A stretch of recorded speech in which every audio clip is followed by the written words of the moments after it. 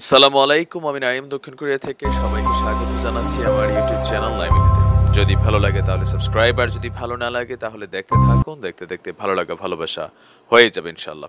দর্শক, আজকে আপনারা জানেন যে একটা ঐতিহাসিক রায় হয়েছে, আর এই রায়টা কোথাও না কোথাও এই মুহূর্তে বাংলাদেশ আওয়ামী লীগের ভিতরে থাকা যেসব সুবিধাবাদী নামধারী যারা বিভিন্ন সময় এই সংগঠনের ভিতরে তাদের ব্যক্তিগত স্বার্থ, চরিতার্থ উদ্দেশ্য কমপ্লিট করার জন্য যারা এই দলকে ব্যবহার করেছেন, তাদের জন্য একটা কঠিন মেসেজ আমাদের আজকে আদালত থেকে দেওয়া হয়েছে।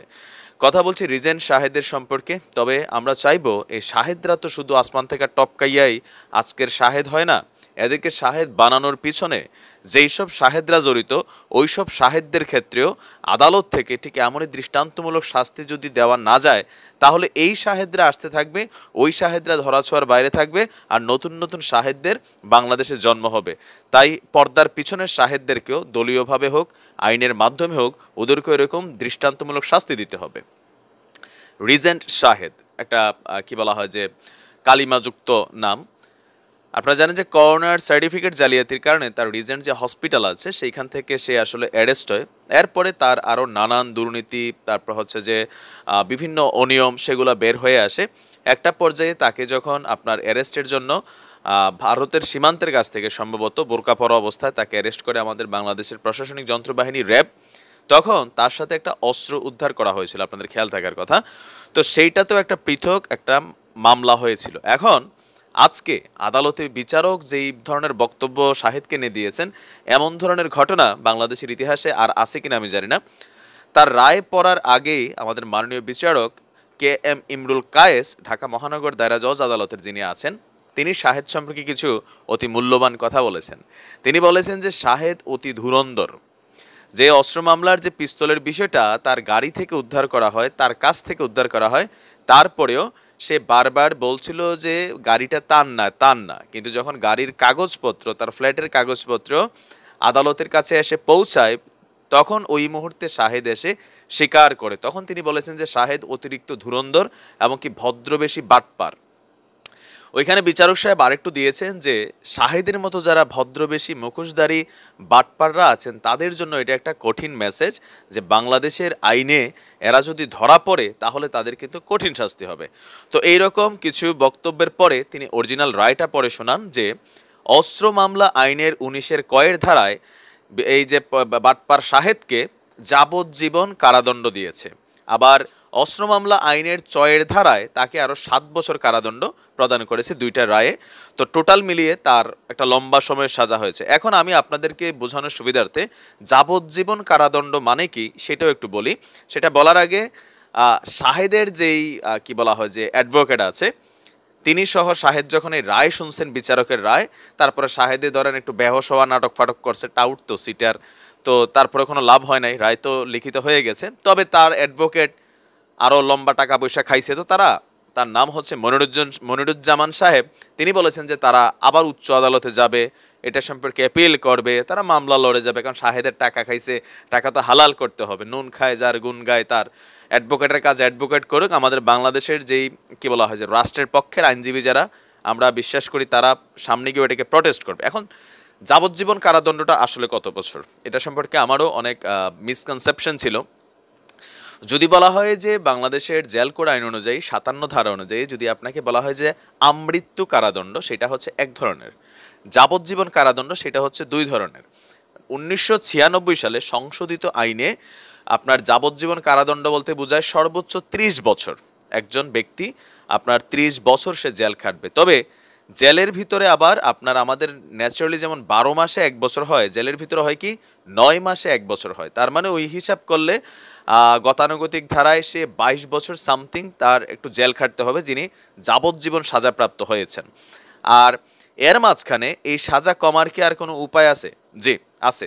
যদি মহামান্য রাষ্ট্রপতি চান কোনো কোনো ক্ষেত্রে, সেই ক্ষেত্রে তিনি সেটা কমানোর ক্ষমতা রাখেন, অথবা জেল কর্তৃপক্ষ আপনার বিভিন্ন পয়েন্টের কারণে, আপনি জানেন যে জেলের ভিতরে নানান ধরনের ডিভিশনগত সুবিধাও কিন্তু আছে।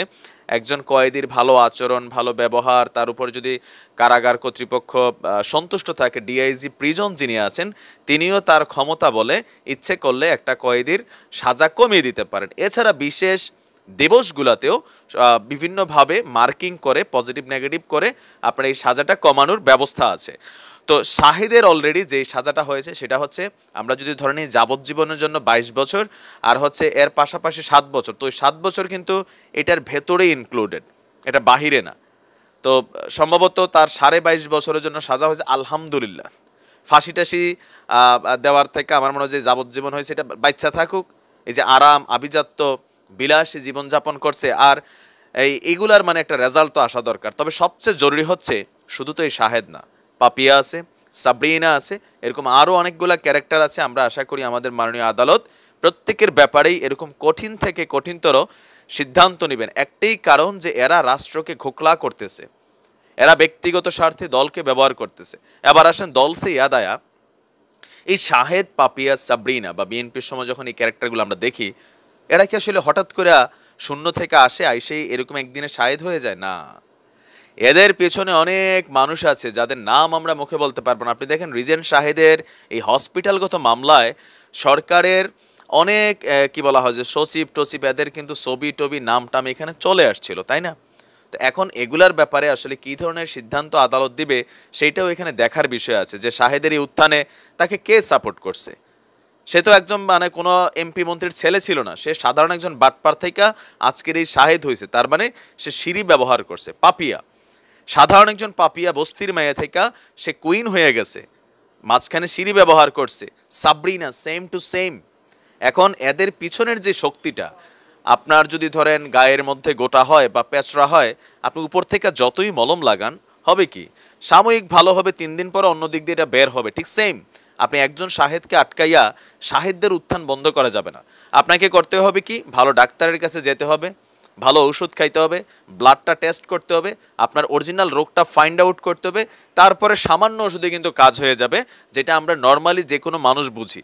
তদ্রূপ এরকম শাহেদ, পাপিয়া, সাবরিনা সহ আরও যারা ক্যারেক্টারগুলো আছে, সম্রাট টমরাট, এরা হচ্ছে গোটা পেস্টার মতন বিভিন্ন জায়গা দিয়ে ওরা বের হচ্ছে, কিন্তু ওদের যে মূল উত্থানটা, রক্তের যেই জায়গাতে দোষটা আছে, সেই কণিকাগুলোকে চিহ্নিত করতে হবে, যে কারা তাদেরকে আশ্রয় প্রশ্রয় দেয়, বিভিন্ন সময় তারা যখন বিপদে পড়ে তাদেরকে কারা শেল্টার দেয়, তাদেরকে কেন টেলিভিশন টকশোগুলোতে ডাকা হয়। তো এইরকম নানান বিষয়গুলো আমি বিশ্বাস করি আমাদের আদালত নজরে আনবেন। ইভেন ওইসব মানে গডফাদারদের বিরুদ্ধে যদি ব্যবস্থা নেওয়া না যায়, তাহলে আজকে এক শাহেদকে আপনি যাবজ্জীবন দিছেন, আরও 10 শাহেদ ঘরে ঘরে জন্মাই যাবে। কারণ শাহেদরা বুঝতে পারবে যে at the end of the day কিছুই হবে না। আর এই শাহেদের ব্যাপারে যেন কোনো ধারায় কোনোভাবে, পলিটিক্যালি হোক, সরকারিভাবে হোক, জেল কোড অনুযায়ী হোক, সে যেন ক্ষমা না পায়, তার যেন শাস্তি কমানোর সুযোগ না হয়, সেই আশা প্রত্যয় রেখে ধন্যবাদ দিয়ে আজকের মতো বিদায় নিচ্ছি। ভালো থাকুন, সুস্থ থাকুন। আসসালামু আলাইকুম রহমতুল্লাহ।